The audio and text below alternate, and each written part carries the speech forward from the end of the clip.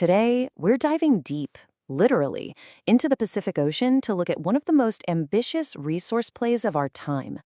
There's a company called the Metals Company, or TMC, and they want to harvest what could be trillions of dollars worth of critical battery metals from the seabed. And, get this, a single government decision might have just thrown them into the fast lane. So what exactly happened?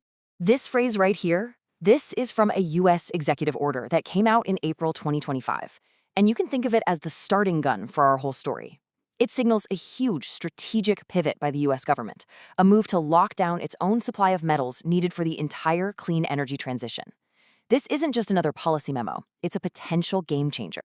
So how exactly does one piece of paper, an executive order, suddenly change the entire game for a single company? Well, it's all about creating a brand new and potentially much faster path to the prize. What's really wild here is just how fast this all happened. I mean, the US government makes its move, and literally days later, bam, TMC is filing for licenses to start commercial recovery. That kind of timing tells you this probably wasn't a coincidence. It was almost certainly a calculated strategic pivot. Okay, to really get why they moved so fast, you've got to look at the two paths they could have taken. The old way meant navigating the super complex, super lengthy process of the International Seabed Authority, kind of like being in bureaucratic limbo. But now, by applying under U.S. law, they're on a whole new track that the executive order specifically calls to be expedited. For investors, cutting down that timeline is a massive deal. It takes a ton of risk right off the table. All right, let's switch gears and talk about the resource itself, because this is where the bull case really starts to build. We're talking about a scale that is honestly hard to wrap your head around, all located in this vast area of the Pacific Ocean known as the Clarion-Clipperton Zone. So what are they actually after? They're after these things: polymetallic nodules. The easiest way to think of them is like pre-packaged batteries, just sitting on the ocean floor. They're not buried deep in the earth. You don't have to blast them out. They're just lying there, these potato-sized rocks, packed with four of the most important metals for our electric future. To really appreciate the scale here, let's just run through the numbers from their US application. You ready? First up, nickel, a key component in batteries, 15.5 million tons. Then there's copper, the stuff that's essential for all the wiring that connects our electric world, 12.8 million tons of it. On top of that, 2 million tons of cobalt, a metal whose supply chain is famously concentrated and, well, let's just say challenging.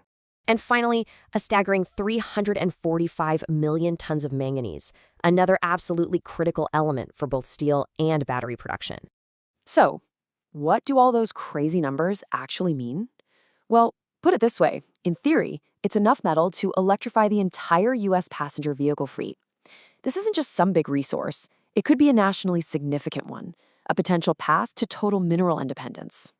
But, having a massive resource is one thing. Being able to actually get it out of the ocean and turn it into something useful, that's a whole other ballgame.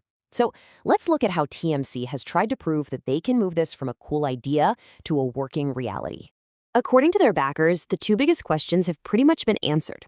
First, can you actually collect these things at scale from the bottom of the ocean? They say yes. Their 2022 sea trial proved it. Second, once you have these rocks, can you process them into usable metals? Again, they say yes.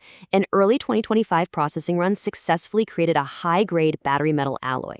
The argument now is that the technology itself is no longer the primary risk. Of course, the moment you talk about taking anything from the ocean floor, the immediate question is, what about the environment?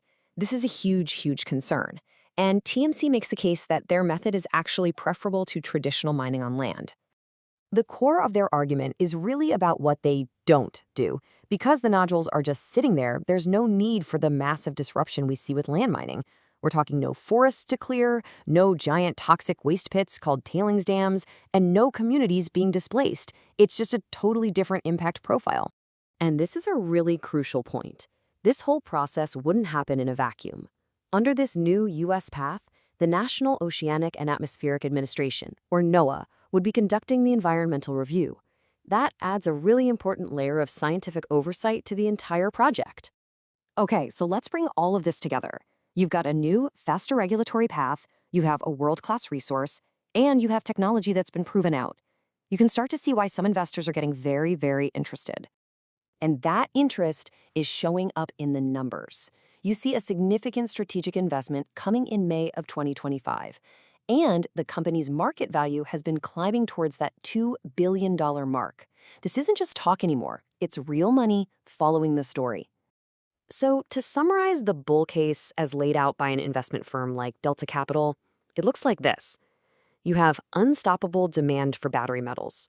You have a major U.S. policy shift in your favor. Your core technology has been validated. You now have a much clearer regulatory path, and you have the advantage of being the very first to do this under U.S. law. It's a powerful combination of factors all lining up at once. Which leaves us with the big question. Is this the key to unlocking a secure and more environmentally friendly supply chain for our clean energy future? Or is it the beginning of a brand new, untested industrial frontier with consequences we can't even predict yet? The answer, it seems, will unfold not on land, but miles below the surface of the Pacific.